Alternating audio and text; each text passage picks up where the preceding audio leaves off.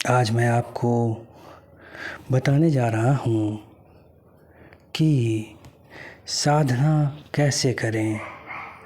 साधना की 3 पद्धतियाँ होती हैं।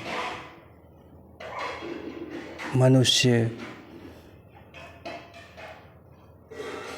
एक ऐसी शक्ति के अधीन है जो संपूर्ण विश्व इस ब्रह्मांड में समान रूप से व्याप्त है, और एक है, उसी को भारतीय अध्यात्म कहते हैं। आदि शक्ति, जगत नियंत्रण करनी शक्ति जो है वो वास्तव में एक ऐसा साध्य है जिसकी खोज मनुष्य में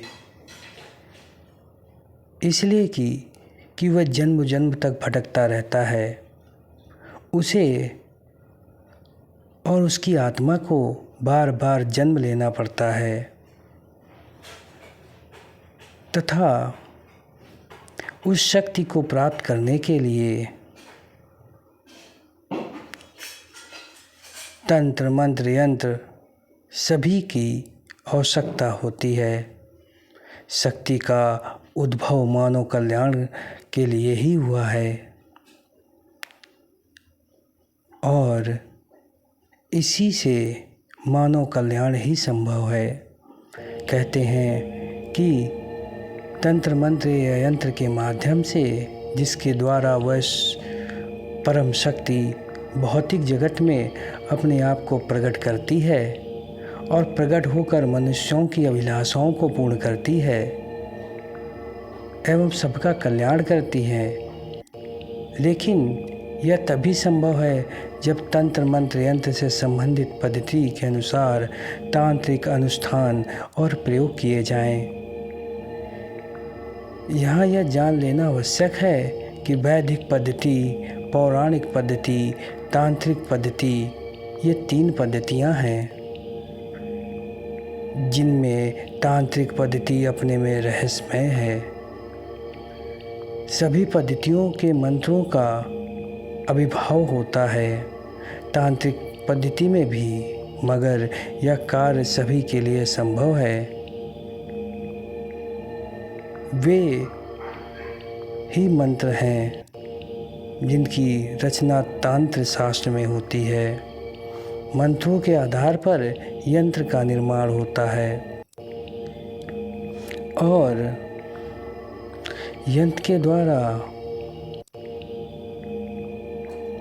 देवताओं को सिद्ध किया जाता है, उनके स्वरूप का आविर्भाव किया जाता है, उनको प्रकट किया जाता है। प्रत्येक देवता 3 रूप में होते हैं, विग्रह रूप में, शक्ति रूप में और मंत्र रूप में। अर्थात विग्रह रूप, मंत्र रूप और यंत्र रूप, तीनों शक्तिपीठ हैं। तीनों का रूप एक सिद्धि है।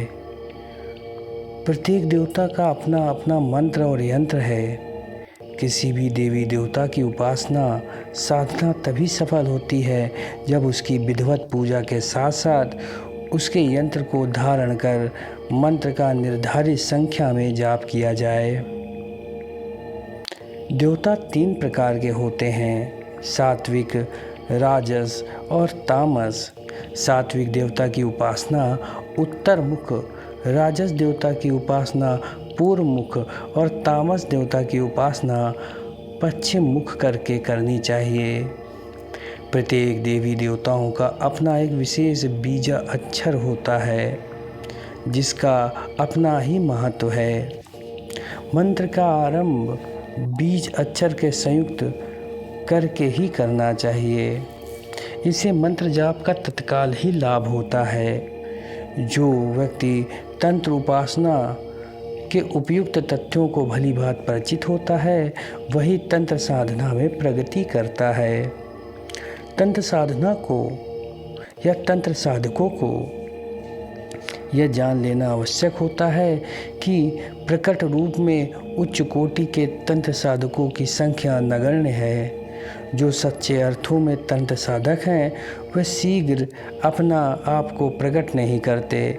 वे सदैव गुप्त रहने की चेष्टा करते हैं।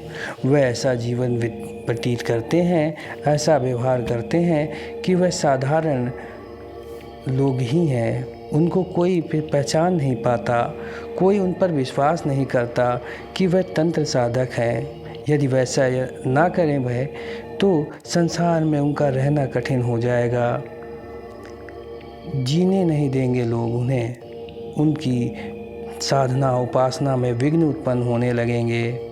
वह अलग है कि उच्च कोटि के तंत्र साधक अपना साधना मार्ग पूर्ण रूप से योग पारक होता है। उनका एकमात्र लक्ष्य होता है महानिर्माण। वे पूर्ण निष्पक्ष होते हैं। उनका जीवन अनासक्त त्यागमय होता है। वे जंगल में रहते हैं, गुफा में रहते हैं या महल में रहते हैं, कहीं भी रहें वे अखंड सुख ऐश्वर्य सागर में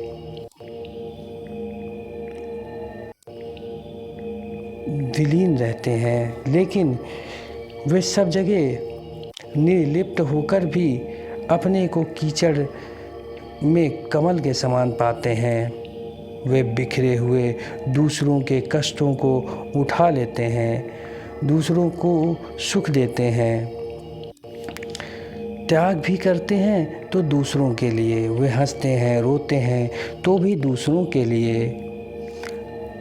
अपने लिए उनका कुछ नहीं होता। वह मात्र आत्म सर्वभूतेषु होते हैं, अर्थात वह मात्र आत्मा मात्र रह जाते हैं। जैसा कि पूर्व में भी मैंने बताया कि देवता 3 प्रकार के हैं, सात्विक, राजस और तामस।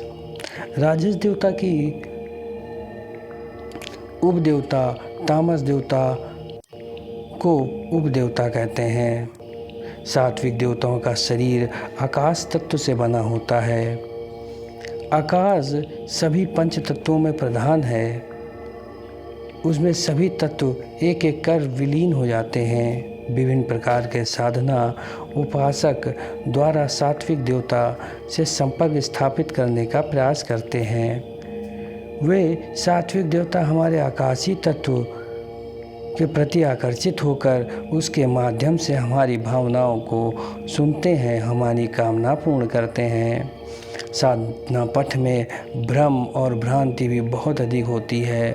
साधना काल में विघ्न बाधाएं भी बहुत आती हैं। प्रायः निकृष्ट आत्मा साधना में अड़चन डालने का प्रयास करती हैं। कभी कभी दुष्ट आत्माएं वेश बदलकर उस देवी देवता का स्वरूप धारण कर भ्रमित करने की चेष्टा करती हैं, पर सच्चे साधकों को वह भ्रमित नहीं कर पाती। उसका कारण यह है कि वे सात्विक देवता हैं, तो वे साधक को आकाशीय शरीर के प्रति आकर्षित करते हैं, जिसका पता तत्काल साधक को चल जाता है, क्योंकि आकाशीय शरीर एक शक्ति का विशेष संचार होने लगता है। यदि सात्विक देवता के स्थान पर कोई राजस देवता या तामस देवता से संपर्क करता है तो साधक को आकाशीय शरीर के अलावा अन्य शरीर भी सक्रिय दिखाई देते हैं, जिसका पता साधक को तत्काल पता चल जाता है। हमारा आकाशीय शरीर जितना शुद्ध और निर्मल होगा, उस सात्विक देवता की कृपा उतनी अधिक ही प्राप्ति होगी। दूसरी श्रेणी में राजस देवता जिनको कहते हैं, वे उपदेवता होते हैं। उनके शरीर का निर्माण वायु तत्व से होता है। वायु तत्व को सूक्ष्मतम और सूक्ष्म प्राण कहते हैं। यक्ष, गंधर्व, किन्नर आदि उपदेवता की श्रेणी में आते हैं। वे रजोगुण के स्वभाव के होते हैं। राजसी देवता साधना उपासना से आकर्षित होकर उपदेवता हमारे प्राणमय शरीर से संपर्क स्थापित करते हैं। उनके माध्यम से हमारी सभी कामनाएं पूर्ण होती हैं। हमारी राजसी साधना उपासना जितनी अनुकूल होगी, उतनी ही कृपा उपलब्ध होगी। उपदेवताओं में प्राण शक्ति की प्रचुरता होती है। उनकी शक्ति का आश्रय लेने से कभी कभी भौतिक शरीर वे धारण कर लेते हैं और साधक के सामने प्रत्यक्ष प्रकट हो जाते हैं। सात्विक देवता भाव के भूखे होते हैं, उनका मात्र एक भोजन भाव है। इसी तरह उपदेवता यक्ष गंधर्व किन्नर आदि का भोजन प्रेम सौंदर्य कला और भावना है। आत्म मर्कणी विद्या के द्वारा 2 प्रकार के देवताओं को मनोअनुकूल किया जाता है। इस प्रकार आत्माओं के संपर्क में जो रहते हैं, जो उनसे सहयोग चाहते हैं, तो वह इसी प्रकार की साधना करते हैं। भौतिक स्तर पर आवश्यकता पूर्ति हेतु देवताओं से संपर्क करते हैं। देवता शब्द का अर्थ है सदैव देने वाला। भले ही देवता किसी भी कोटि का क्यों ना हो, वह सदैव लेता नहीं देता है। इस ब्रह्मांड में सीमा के अंतर्गत जितने भी जगत हैं, जितने स्थूल जगत हैं, सबसे अधिक महत्व देने का है निवास करने वाला मनुष्य, क्योंकि बुद्धि विवेक विचार ज्ञान